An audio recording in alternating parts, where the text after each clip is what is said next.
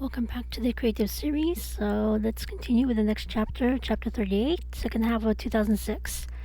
On Memorial Day weekend, Alex, Chiaki, Devin, Erica, Lisa, Michael, Richard, and the kids, Ashley and Olivia, had the next barbecue. At this time, Richard said that he talked at length with Kim, Peodar, and his daughter, Ashley. After much deliberation going back and forth, he and Ashley decided to move into Kim and Peodar's home. The next year will be a trial run to determine whether this would be a right move for them. After they tentatively congratulated them, Richard said that he'll leave some of their belongings in the granny unit. The reason is that he will continue to be their maintenance and repair person. Also, Alex and Chucky had their announcement. With the success of Chiaki's series on how indigenous Californians treat people for two spirits, Alex has sold his sedan and they're in the process of buying a heavy-duty truck and a small boat. They have hired the Murphy Construction Company to build the storage garage unit. Fingers crossed, construction will begin this summer and will be completed before Labor Day weekend. Erica and Michael congratulated both of them. Around this time, cherries, loquat, ume trees were starting to ripen, so Erica continued to help work with the community garden. Then she harvested only what she and Michael needed. When Chucky harvested some of the unripened ume, she brewed them into umeshu liquor. Although they taste better after a year, at that December, Chucky shares a shot of each to Erica and Michael. Around this time, Devin earned enough money to buy a garden storage shed and moved all of her equipment and fertilizer from her garage into it. That Sunday after services, Erica carefully asked Kim whether she could wear business casual clothes at the clinic. The reason was that the schools are closed for the summer vacation. Much to her relief, Kim looked at Peodar and nodded. It made sense. This was her first year at the permanent job, so they had to be strict at the time. She made a mental note to not abuse this privilege. After they walked in Golden Gate Park, Erica and Michael went to Macy's to get their summer outfits. When they returned to work, she had one of the staff install a coat rack in her office.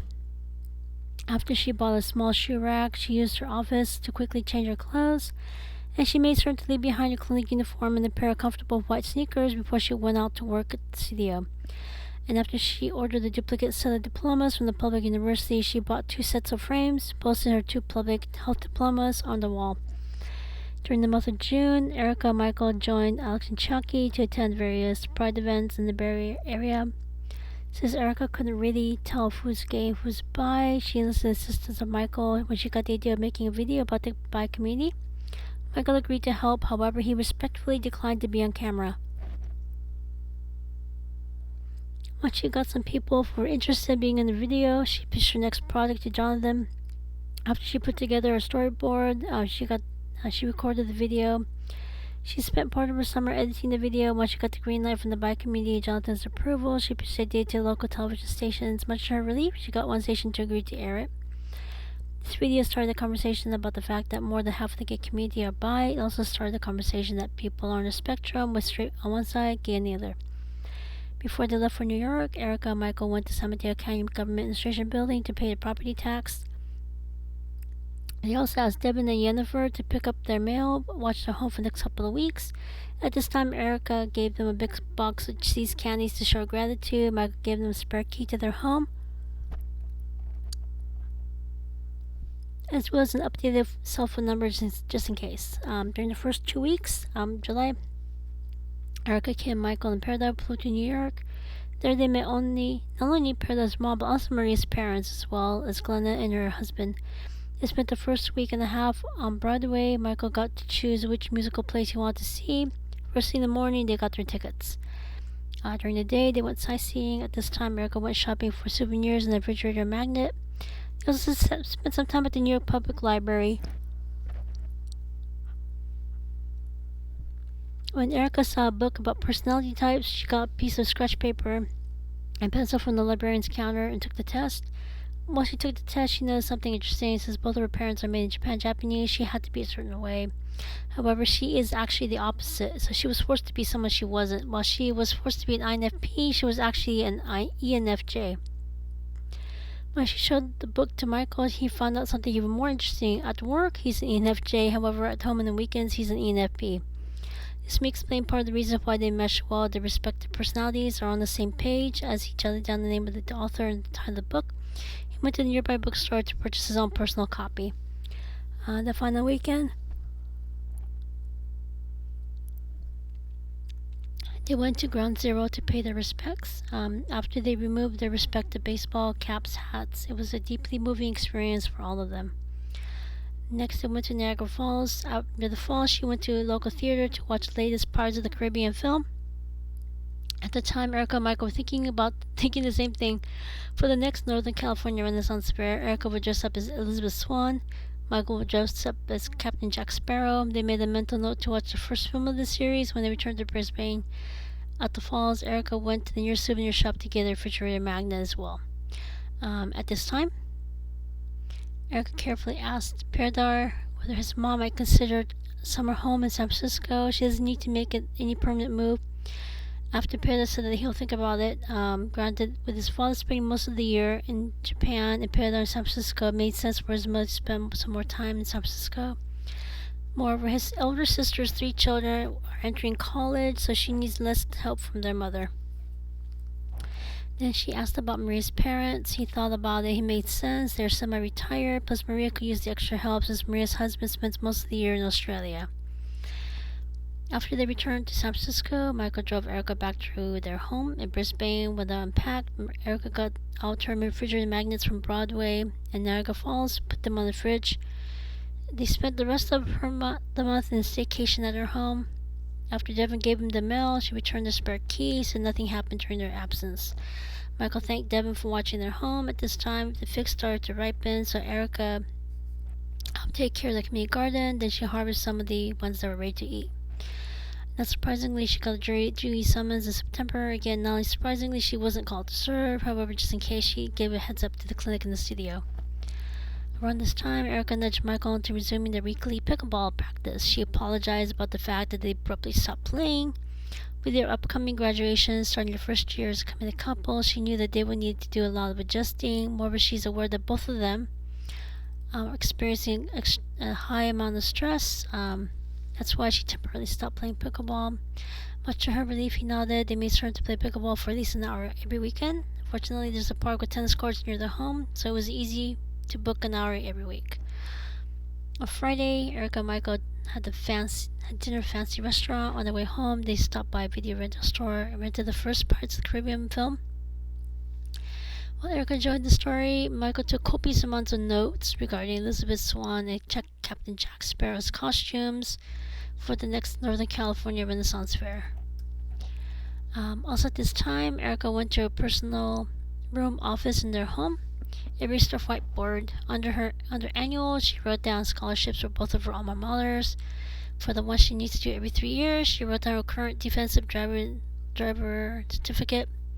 Under to do projects with the studio, she wrote down feature-length film based on her play with a tentative start date of 2014 to correspond with her 10-year anniversary of getting a bachelor's degree in theater arts. In addition, she included the fact that they need to pay their property tax twice a year. And she also included her own research proposal, how the community feels about sex education. One more item she added was the fact that she needs to make sure that her bank transfers funds from her account to her uncle's account, and to call her uncle to verify he received them. When she saw her one-eyed Dadama doll, she decided her wish came true, so she filled in the other eye with black ink. Starting in August, they returned to work. Erica enjoyed being able to wear business casual clothes. In addition, the clinic asked Erica to reconsider letting them pay her health insurance. Also, they said that the studio is also planning to ask her if she declines, so Erica acquiesced and let them pay for her health insurance. At the next business meeting, they talked about the start of the new company, 23andMe. They want to know whether there may be a genetic component to endometriosis. When Erica says she's willing to send over her DNA sample, they told her to wait until they put their next research proposal together. She nodded. In addition, Peridar told Erica to start calling him Peter. Peridar is his birth name. He apologized for not telling her sooner. While she blushed, she made certain to call him Peter from now on. At the studio, the driver got out his defensive driver checklist. Erica passed. She and Erica picked one company to handle their home and auto insurance together. Since Mike already has the insurance with the same company, Erica canceled her car insurance, and they went to his insurance company to add her name. At this time, she gave them her updated investment driver certificate, and they used their joint bank account to pay for their insurance.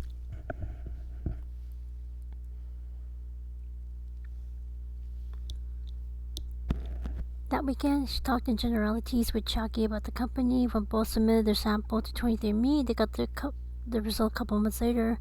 The result was interesting. Both of them have a set of mutated genes from their respective father. It did make sense. Although Erica's mother had surgery, the doctor did not see any telltale lesions and adhesions.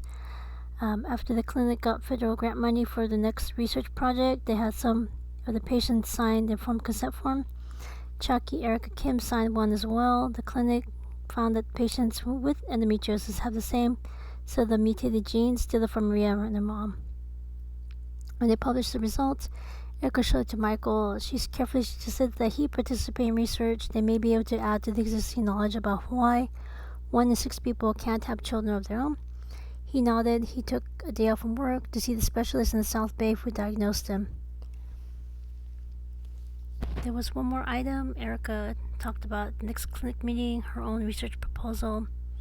Let me change this because now he wants to be called this.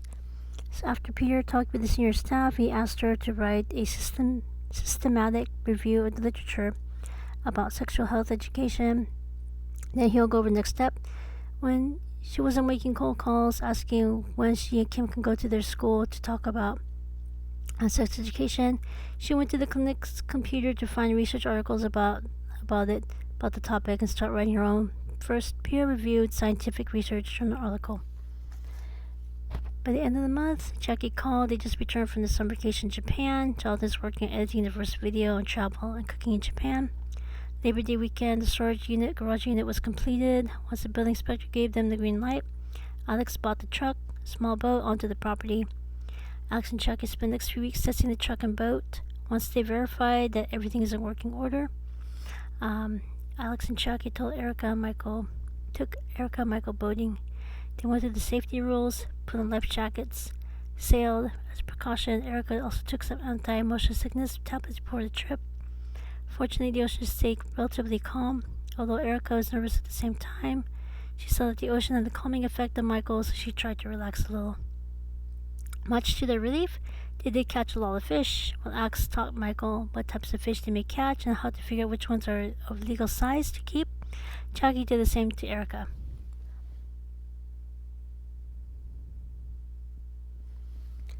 Same as Memorial Day weekend, Alex and Chucky led the community barbecue that Labor Day weekend.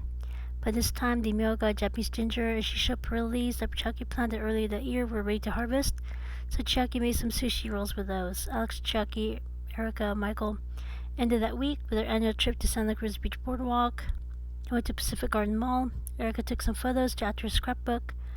They ate dinner at the local Japanese restaurant. Erica was in awe at the progress they're making to rebuild downtown Santa Cruz after the 1989 earthquake. She looked forward to making more trips to this part of California.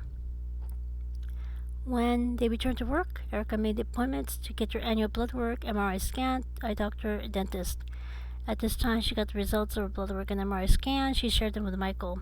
Also, she showed them research about the fact that MRIs can be used to treat uterine fibroids without surgery. When he told her to let him know when she's ready to have her fibroids treated, she nodded. To be honest, she was hoping she wouldn't need it because her endometriosis calmed down significantly after her surgery. However, the only lingering pain she felt was coming from the adenomyosis and fibroids. So after working at the studio, Erica went to the front desk to buy next season of Chucky's Cooking Show companion cookbook. She also bought a DVD of the videos she made about Latin American Japanese and the Black community. When Erica and Michael returned home, she made certain to watch one DVD on their Friday evening dinner and the date. That weekend, Erica and Michael were going to buy their autumn outfits at this time. She said that she wanted to try the Murphy department store. She realized something interesting. While Macy's has awesome outfits, she did have a tough time finding bras that were comfortable. She surmised that it's because their bras are handmade by the Murphy woman. On the other hand, Macy's has vendors who supply them with machine-made ones that may or may not have been tested. So with Michael's blessing, moving forward, they bought outfits from Macy's, in other words, from the Murphy department store.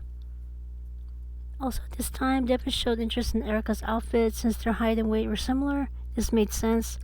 When Erica asked Michael if it would be alright with him if she gives the clothes to Devin rather than local charity, Michael nodded, so moving forward, Erica gave Devin her used clothes.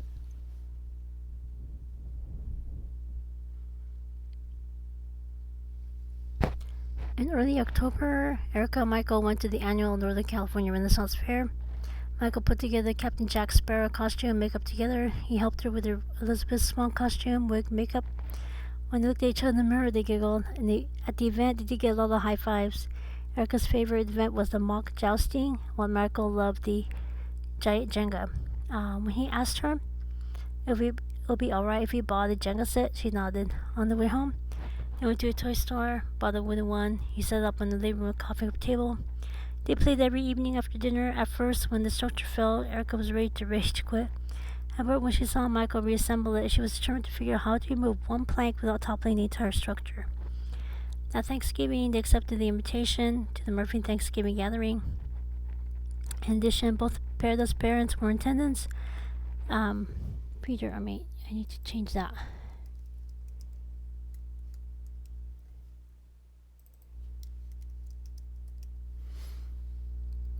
In addition, both of Peter's parents were in attendance. Much to Peter's relief, his mother agreed to temporarily move to San Francisco. She admitted that although she works at her family's small business, it was a bit lonely without her husband and son nearby.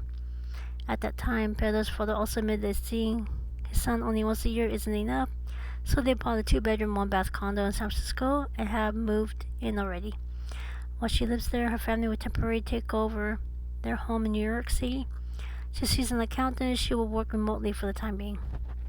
Also, Maria's parents are also in attendance. Her father's a paramedic. Her mother works at the senior daycare center. They agreed to move to San Francisco next summer. They are currently working on starting a business to transport seniors to the doctor's appointment, grocery shopping, anything else that might require a ride.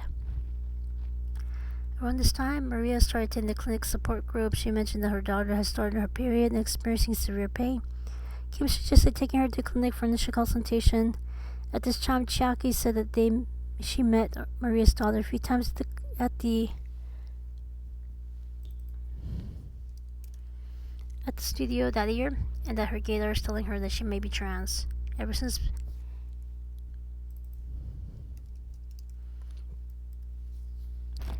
Peter helped Chiaki recover from her surgery, she has wanted to pay it forward. Maria thanked them for their information and this is to help the clinic and Chiaki to help her walk through this process. For Erica, this came full circle. The chance meeting with Chiaki Kim Pedar finally paid off. Chiaki can help Maria's daughter. If she has endometriosis and wants trans surgery, Chiaki can walk her through the process.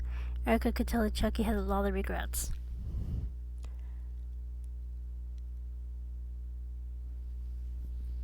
Granted, it wasn't her fault. Western medicine insists that surgery is the only way to diagnose this disease. As a result, most women go through the first surgery without even knowing that they have this.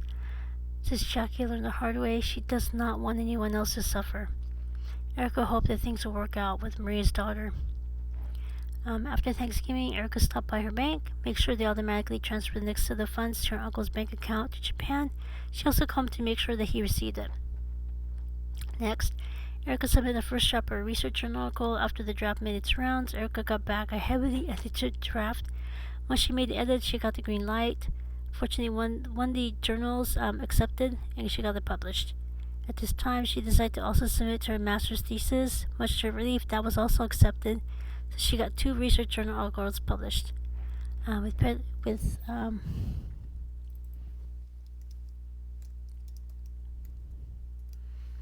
With Peter's guidance, she moved forward with a proposal to conduct research asking straight people how they feel about sexual health education they received in public schools. Since this was close to the New Year, she decided to start recruiting after New Year's Day. Last 3 weeks of the year,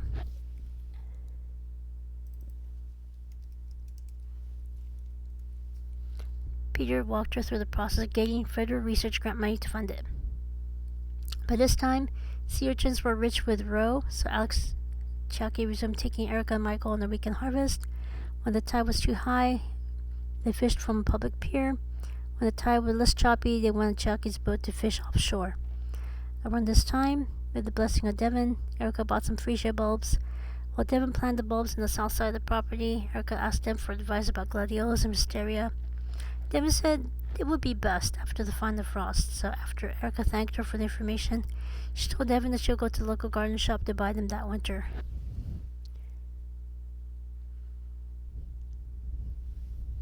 During the first 2 weeks of December, she flew to Japan. The night before, she consummated their marriage. Next morning, she deliberately left one of her unwashed shirts in the living room couch. As soon as her plane landed at the international and domestic terminal, she called Michael to let him know that she had arrived safely. She phoned him one more time. When she arrived at the fishing village, she gave her uncle a big box of Hickory Farms. For her aunt, she gave a box of Hawaiian Host chocolate covered macadamia nuts. And for her mom, she gave her a gift bag full of Shiseido products. When she saw that they now have private onsens, she made sure to use it at least once. That night she slept soundly. The next morning she resumed helping her mother and aunts take care of her grandmother. Every day she was at the village, she looked at the time, and when it was his evening, she made sure to call him.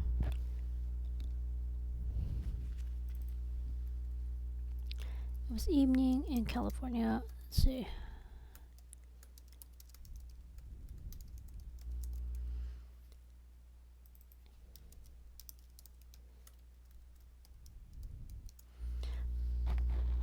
Each day when she was at the village, she looked at the time.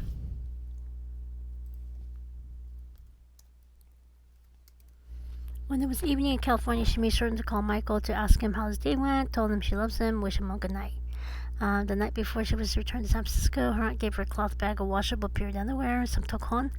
After she left, her uncle knocked on her door. He carefully talked to her about letting her father visit her in America. He added that he or his brother would join her father. Erica carefully said she'll ask her husband first and would get back to him on it.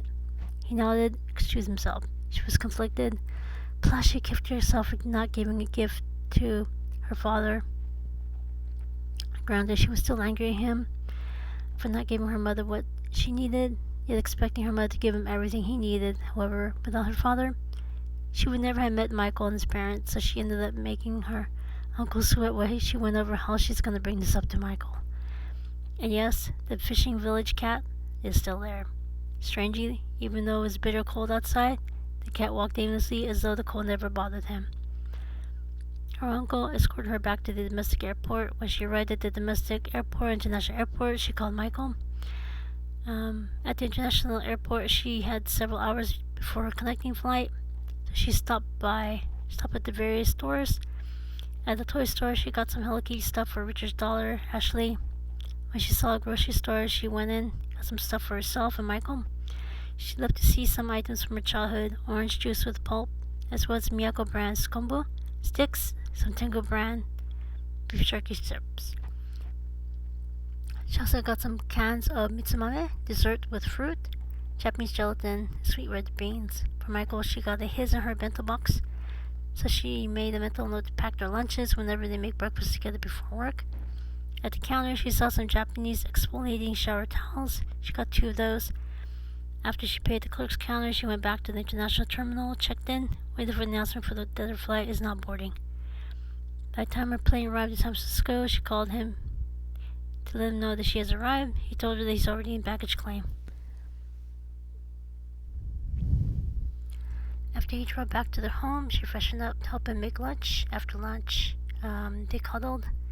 At that time, she brought up her father's wish to visit them. Several minutes later, he carefully told her that her uncle is also visiting them.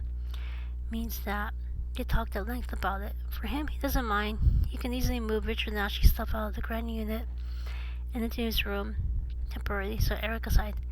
Once it was morning in Japan, she called her uncle, told him that they would accept her father and uncle visiting them. Her uncle breathed a sigh of relief after going back and forth. They agreed upon July. Her uncle was serving over the itinerary as soon as they have a list of places that her father wants to visit.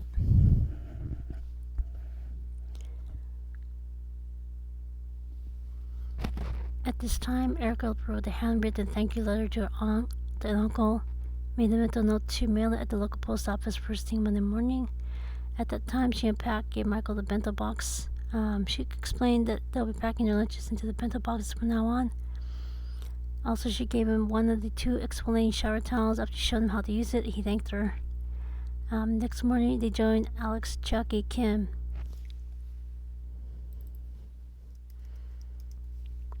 Peter, Richard, and his daughter for Sunday services. After services, they walked in Golden Gate Park. At that time, Erica gave Ashley some Hello Kitty items. Ashley squealed with delight when she saw Pochaco, a prominent dog character. Kim blushed and explained that she and Peter have a Scottish Terrier, Bethan. When Ashley thanked Erica, Erica smiled gently. On the way home, Erica stopped by the Murphy department store to look for something she could give her father. When she came across the International Men's Travel Kit, she took it to the clerk counter. After she made certain that it would pass airport security, she asked them to gift wrap it. Next, she paid for it. They went to the office supply store to package it. Later that day, Alex and Chucky stopped by. Chucky told Erica that a little birdie told her that she loves mitsamame, fruit salad. As a result, she had her mom type up her family recipe. After Erica thanked her, they confirmed that Erica and Michael would spend the New Year at their parents' home. They excused themselves. When Erica read the recipe, she was embarrassed to it's something she could easily make herself. She did, however, thank Michael for letting Chucky know. When Michael feigned ignorance, she smiled gently. All of a sudden, she realized something very important about Chucky. She's experiencing dyslexia. And Michael said that he thought Erica knew. She blushed. The following morning, Michael took Erica to a local post office. After Erica stood the mail in the outgoing mail slot, she stood in line to pay for postage for a package to her father. Since it's non-perishable, she wasn't in any hurry to have it arrive in Japan. She chose C-mail, then they resumed working at the clinic and studio. She focused on typing up loose ends before they both closed for the holidays. That weekend, Erica and Michael prepared to spend Christmas at his parents' home in Daly City. When it was time for the gift exchange, Erica gave Michael's father a geometric glass terrarium. He was stunned. He said that is exactly what he wanted. After he asked her where she got it, she gave him the name of the garden center. He said that he'll buy some more. She was relieved that she finally picked a gift that was perfect for him. It made sense. He's a gardener and stops from time to time to work on the Japanese garden that is on their property. New Year's Eve, Erica and Michael spent some quality time together. He asked her when she'll go to Japan next. She said it depends on when her father and uncle will stop by their home. When she asked him the reason, he said that he would like to join her at this time. She asked him whether or not they could swing by Hawaii on the way back to Ditha. He giggled and said that would be fine. They spent the rest of the day reflecting on the first year. Since they didn't have any need to make any changes to the prenup, they didn't contact their lawyers. Questions, comments, constructive criticisms, let me know, and I shall see you next time. Take care.